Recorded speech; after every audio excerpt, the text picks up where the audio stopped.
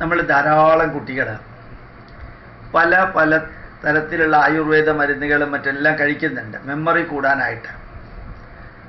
ഏതോ 1-2 കമ്പനികൾ മെമ്മറി കൂടാനായിട്ട് ബ്രഹ്മിയൊക്കെ ചേർന്നിട്ടുള്ള മരുന്നുകൾ എക്സാമിനേഷൻ അടുത്ത് വരുമ്പോഴത്തേക്കും 150 കോടി 140 കോടി രൂപയുടെ ബിസിനസ്സാണ് സംഭവിക്കുന്നത് അല്ലെങ്കിൽ നടത്തുന്നത്. അത് പറയാൻ കാരണം എന്താ അറിയാമോ?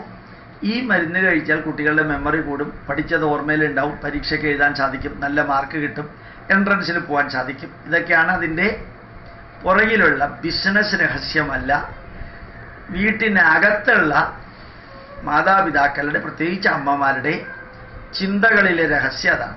ഈ മരുന്ന് കഴിച്ചാൽ 10, 200, 250, 300 രൂപ കൊടുത്തിട്ട് കഴിച്ചാൽ ഒരു 2 മാസം കഴിച്ചാൽ മെമ്മറി കൂടും, കുട്ടി പഠിക്കുന്നതൊക്കെ ഓർമ്മയുണ്ടാവും, പരീക്ഷയ്ക്ക് വേണ്ടി ഈസി ആയിട്ട് എഴുതാം, നല്ല മാർക്ക് കിട്ടും. ഇനി അഥവാ അത് വർക്ക് ചെയ്തില്ലെങ്കിലും ആയുർവേദ അല്ലേ, അത് കാരണം പ്രോബ്ലം ഒന്നും ഉണ്ടാവില്ലല്ലോ. ആയുർവേദായ സ്ഥിതിക്ക് പ്രോബ്ലം ഒന്നും ഉണ്ടാവില്ല എന്ന ധാരണയിൽ വാങ്ങിച്ചു കൊടുക്കും, ശരീരത്തിന് നല്ലതാണെന്നുള്ള ധാരണയില്ല. പക്ഷെ ഒന്ന് പറയുന്നു, ഏത് ബ്രഹ്മി കഴിച്ചാലും എന്തൊക്കെ കഴിച്ചാലും മെമ്മറി കൂടും അല്ലെങ്കിൽ കുറയും, ഇതൊക്കെ ഒന്നും വളരെയധികം ആധികാരികമായിട്ട് വിശ്വസിക്കാവുന്നതൊന്നുമല്ല. ഇതൊക്കെ ചെയ്യേണ്ടിയിരുന്നെങ്കിൽ ചെയ്യേണ്ടിയിരുന്നത് ഈ 3 വയസ്സിനും 6 വയസ്സിനും ഇടയ്ക്കാണ്. ബ്രെയിനിൻ്റെ വളർച്ചയുടെ 95% കംപ്ലീറ്റ് ചെയ്യുന്ന കാലഘട്ടത്തിലാണ്. അത് നമ്മുടെ പൂർവികർ പറഞ്ഞിരിക്കുന്നത് ഇങ്ങനെയൊന്നും അല്ല, മാർക്കറ്റ് ചെയ്തിട്ടൊക്കെ വിറ്റ് ഇതാക്കാനൊക്കെ ഒന്നുമല്ല. അതിലേക്ക് നമുക്ക് കിടക്കണ്ട. അങ്ങനെ മെമ്മറി കൂട്ടാൻ പറ്റില്ല. മെമ്മറി കൂട്ടാൻ ഒറ്റ വഴിയേ ഉള്ളൂ, നമ്മൾ പഠിച്ച കാര്യങ്ങൾ റിക്കളക്ട് ചെയ്യുക. പണ്ടൊക്കെ വേദം പഠിച്ചു കഴിഞ്ഞാൽ അവർക്ക് മെമ്മറി പോവില്ല. എന്താ കാരണം അറിയോ?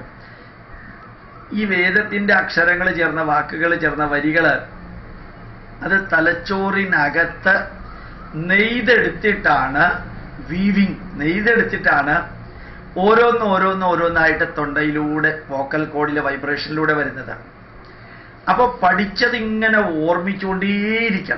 ഓർമ്മിച്ചുകൊണ്ടേയിരുന്നാലേ അതിൻ്റെ വരികൾ വരുള്ളൂ, ഇല്ലെങ്കിൽ വരില്ല. അപ്പോൾ ഓർമ്മിക്കാനുള്ള ഓർമ്മ കൂട്ടാനുള്ള ഏറ്റവും വലിയ വഴി, നല്ല വഴി, അഗാധമായിട്ടുള്ള വഴി എന്ന് പറയുന്നത് ഓർമ്മിച്ചുകൊണ്ടിരുന്നാൽ ഓർമ്മ കൂടും. മെമ്മറി കൂടണമെങ്കിൽ മെമ്മറൈസ് ചെയ്തുകൊണ്ടിരിക്കണം. നിർഭാഗ്യവശാൽ ഇന്ന് ഭാരതത്തിലെ പല എഡ്യൂക്കേഷണലിസ്റ്റും പറയുന്നത് പാശ്ചാത്യ സിദ്ധാന്ത പ്രകാരം നിങ്ങൾ ബൈഹാർട്ട് പഠിച്ചിട്ട് ഒരു പ്രയോജനവും ഇല്ലെന്നാണ്. അല്ല, ബൈഹാർട്ട് പഠിക്കുന്നത് കൊണ്ട് 100 ഇരട്ടി പ്രയോജനമുണ്ട്. അമേരിക്കക്കാരെന്ത് പറയുന്നു അല്ലെങ്കിൽ ഇംഗ്ലണ്ടുകാരെന്ത് പറയുന്നു എന്നല്ല, അവർ കാൽക്കുലേറ്റർ ഉപയോഗിച്ചിട്ട് എല്ലാം പറയും. പക്ഷെ ഇവിടെ 1 8 8 2 16 3 24 32 എന്ന് പറഞ്ഞുകൊണ്ട് 8ന്റെ പെരുക്കപ്പട്ടികയും 9ന്റെ പെരുക്കപ്പട്ടികയും 10ന്റെ പെരുക്കപ്പട്ടികയൊക്കെ പറഞ്ഞുകൊണ്ടിരുന്ന കാലഘട്ടത്തിൽ നമ്മുടെ മെമ്മറി എന്ന് പറഞ്ഞാൽ ഷാർപ്പായിരുന്നു. കാരണം തലച്ചോറ് ഇങ്ങനെ വർക്ക് ചെയ്തുകൊണ്ടേയിരിക്കുകയാണ്. ഒരു മെഷീൻ വർക്ക് ചെയ്തുകൊണ്ടിരുന്നു കഴിഞ്ഞാൽ അത് തുരുമ്പിടിക്കില്ല. അതിലിടയ്ക്കിടയ്ക്ക് ഓയിൽ കൊടുത്താൽ മതി. അല്ല, വർക്ക് ചെയ്യാതെ ഒരു വർഷം കിടക്കുകയാണെങ്കിൽ അത് തുരുമ്പിടിക്കും. Either use it or lose it. അതുകൊണ്ട് നിങ്ങളുടെ മക്കൾ എത്ര കീർത്തനങ്ങൾ പഠിക്കുമോ അത്രയും കീർത്തനങ്ങൾ പഠിക്കണം, എത്ര ശ്ലോകങ്ങൾ പഠിക്കുമോ അത്ര ശ്ലോകങ്ങൾ പഠിക്കണം, എത്ര മന്ത്രങ്ങൾ പഠിക്കുമോ അത്ര മന്ത്രങ്ങൾ പഠിക്കണം. എന്നിട്ട് റിക്കളക്ട് ചെയ്യണം. തെറ്റാണെങ്കിൽ തെറ്റട്ടെ. അതൊരൊറ്റ വഴിയേ ഉള്ളൂ മെമ്മറി കൂട്ടാൻ. ഉറപ്പിച്ച് പറയുന്നു. എൻ്റെ സബ്ജക്റ്റ് കൂടി ബയോകെമിസ്ട്രി ആയതുകൊണ്ട് ഞാൻ പറയാം. നല്ല കീർത്തനങ്ങൾ, നിങ്ങൾ ചെറുപ്പത്തിൽ പഠിച്ചിരിക്കുന്ന കീർത്തനങ്ങൾ മരണം വരെയും തലച്ചോറിലുണ്ടാവും. അത് ഇടയ്ക്കിടയ്ക്ക് റിക്കളക്ട് ചെയ്യാം. നല്ല പദ്യങ്ങൾ, പൂക്കുന്നിതാ മുല്ല പൂക്കുന്നിലഞ്ഞി പൂക്കുന്നു തേന്മാവ്, നല്ലതല്ലേ അത്?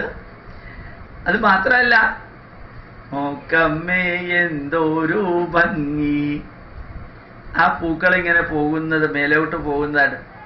നല്ല പൂമ്പാറ്റകൾ അല്ലേ ഇതെല്ലാം എന്ന് അമ്മ പറഞ്ഞു കൊടുക്കുന്നത്. 3ാം ക്ലാസ്സിലൊക്കെ പഠിച്ചതാണത്. ചെറുപ്പത്തിൽ പഠിച്ചിരിക്കുന്ന എല്ലാം ഓർമ്മിപ്പിച്ചുകൊണ്ടിരിക്കുക. പിന്നെ ഞാൻ എന്താ സംഭവിച്ച മോന്, എത്ര മണിക്കാണ് അവിടെ നിന്ന് ഇറങ്ങിയത്, ഏത് ബസ്സിലാണ് കയറിയത്, എത്രാമത്തെ സീറ്റിലാണ് മോൻ ഇരുന്നത്, എത്ര മണിക്ക് സ്കൂളിലെത്തി, സ്കൂളിൽ ഇറങ്ങിയപ്പോൾ ആരുടെ കൂട്ടത്തിലാണ് ഇറങ്ങിയത്, ഏത് ക്ലാസ് ആയിരുന്നു 1ാമത്തെ പീരീഡ്, ആ ടീച്ചർ എന്താ ആദ്യം പറഞ്ഞത് എന്നാലോചിച്ച് നോക്കുക. തലച്ചോറ് ഇങ്ങനെ വർക്ക് ചെയ്യില്ലേ. മിനിഞ്ഞാന്നത്തെ ദിവസം എന്താണ്, വെള്ളിയാഴ്ച ദിവസം അല്ലെങ്കിൽ ബുധനാഴ്ച ദിവസം ഞാൻ ഇറങ്ങിയപ്പോൾ അമ്മയുടെ കൈ പിടിച്ചാണ് ഇറങ്ങിയത്. ഞാൻ ഗേറ്റിൽ പോയിരുന്നു, ഗേറ്റിൽ നിന്ന് 2 അടിയേ വെച്ചുള്ളൂ.